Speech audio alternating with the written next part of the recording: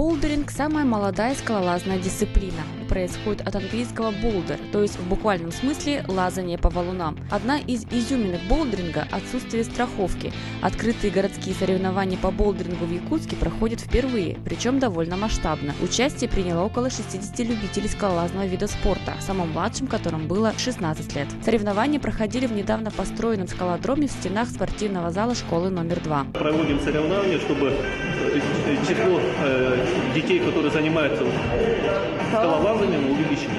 Развиваются сухожилия, суставы. То есть можно, у нас тренажерный зал работает уже с 2010 года.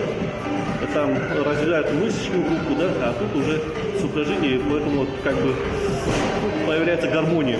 Первый день состязаний прошел в формате фестиваля, и участники были разделены на 3 группы. Каждой было дано 2 часа на преодоление 27 трасс, чтобы набрать как можно больше баллов за каждую. По результатам первого этапа в финал попали 12 мужчин и 10 женщин, как среди спортсменов, за чьими плечами восхождение на горные хребты, так и среди любителей и новичков. На второй день соревнований участникам предлагалось пролезть серию коротких трасс максимальной сложности, и выигрывал тот, кто сумел покорить все трассы за меньшее время. Здесь было очень важно досконально разобрать трассу перед тем, как влезть в нее. Участники перед началом соревнований изучили на глаз маршруты, и многие отметили степень их сложности, но никто не был готов сдаваться.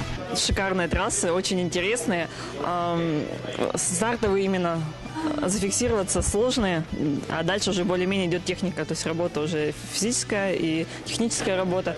Но стартовые зацепы, да.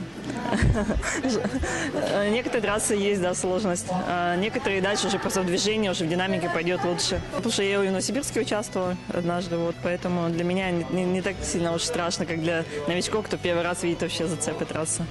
Больше всего пугает это начало, именно старт.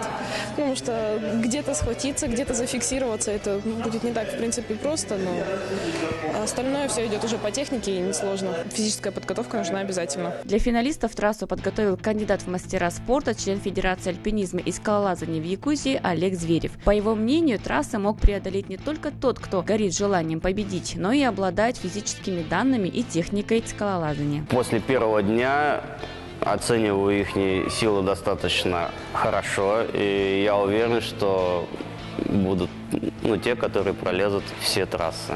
И главное желание победить, как и в любых соревнованиях. Но, опять же, как говорится, одно желание недостаточно, нужна в данный момент и физика, и техника. Действительно, в итоге кто-то из участников с успехом преодолевал одну трассу за другой, достигая финишной прямой буквально за пару минут.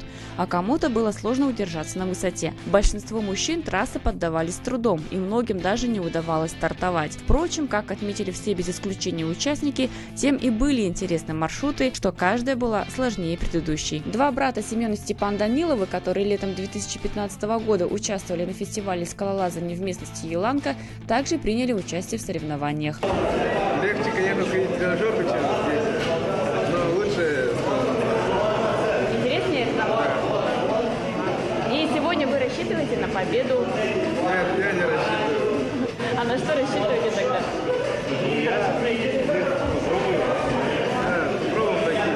Семену удача улыбнулась, и он стал победителем среди мужчин в категории любителя. Среди участников финала соревнований были и гости из Санкт-Петербурга.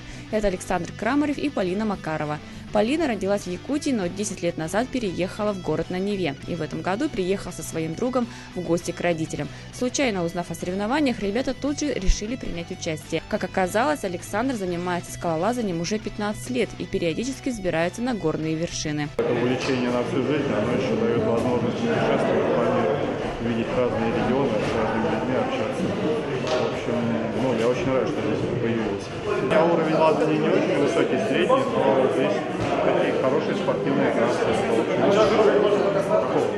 Неплохого уровня соревнований, очень неплохого. Хотя свои силы Александр оценил довольно скромно, именно он стал победителем среди спортсменов-мужчин, а его подруга Полина среди женщин. В планах у детского спортивного клуба «Албан» школы номер 2 провести в феврале юношеские соревнования по скалолазанию, а уже в ноябре организовать республиканские соревнования. Искусственный скалодром на базе спортивного зала школы номер 2 работает каждый день для всех желающих с 7 до 9 вечера. Можно надеяться, что в будущем скалолазание в Якутске будет активно развиваться, скалодромов будет больше, а соревнования соревнования будут проходить с большим размахом. И не только силами энтузиастов. Кто знает, может и среди якутян найдутся будущие спортсмены для областных и российских чемпионатов по скалолазанию. Надежда Ефимова, Николай Необутов, ЕСЯ.